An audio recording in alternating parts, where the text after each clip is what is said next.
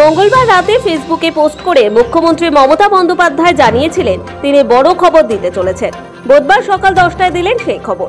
বাড়ানো হলো আশাকর্মী, অঙ্গনওয়াড়ি কর্মী ও অঙ্গনওয়াড়ি হেল্পারদের মাসিক বেতন। মুখ্যমন্ত্রী বলেছেন, বাংলার মানুষের সুখ দুঃখের খেয়াল রাখা, তাদের হিতার্থে দিবারাত্রে কাজ করেন এই সকল কর্মীরা, পাশে থাকেন সব সময়। তাই এবার বেতন বাড়ানো হলো তাদের। আগামী এপ্রিল মাস থেকে 750 টাকা বেতন বৃদ্ধি পাবে আশা কর্মীদের। এছাড়াও অঙ্গনওয়াড়ি কর্মীদের বেতন বাড়ানো হয়েছে 750 টাকা। বৃদ্ধি হয়েছে অঙ্গনওয়াড়ি হেল্পারদের বেতনও। এপ্রিল মাস থেকে তাদের 500 টাকা বেতন বৃদ্ধি হতে চলেছে। 1 এপ্রিল থেকে সকলের বেতন বাড়ানো হবে। আশার মেয়েরা অনেক কাজ করে, ওরা আমাদের গর্ব, সমাজের দিশা, আমাদের সব বিপদে আপদে পাশে থাকে। ওদের জন্য 750 টাকা করে এপ্রিল মাস থেকে বাড়ানো হলো।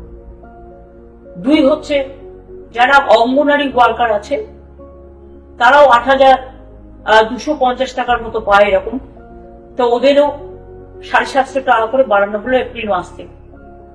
আর যারা আইসিডিএস হেল্পার আছে তারাও 6,000 সামথিং পায় এবং তাদেরটাও 500 টাকা করে 1 এপ্রিল থেকে বাড়ানো হলো।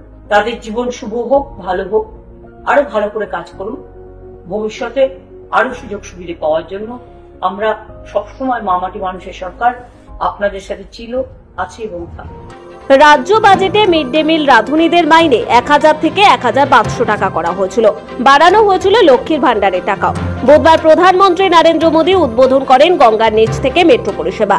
আবার মঙ্গলবারই মুখ্যমন্ত্রী মমতা বন্দ্যোপাধ্যায়ও জানিয়ে দিয়েছিলেন তিনি বুধবার বড় কিছু ঘোষণা করতে চলেছেন।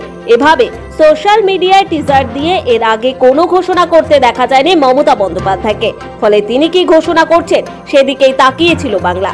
বুধবার সকালেই সেই ঘোষণাটি করে দিলেন রাজ্যের প্রশাসনিক প্রধান।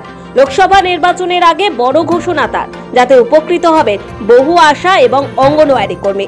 ব্যুরো রিপোর্ট, সময়, কলকাতা।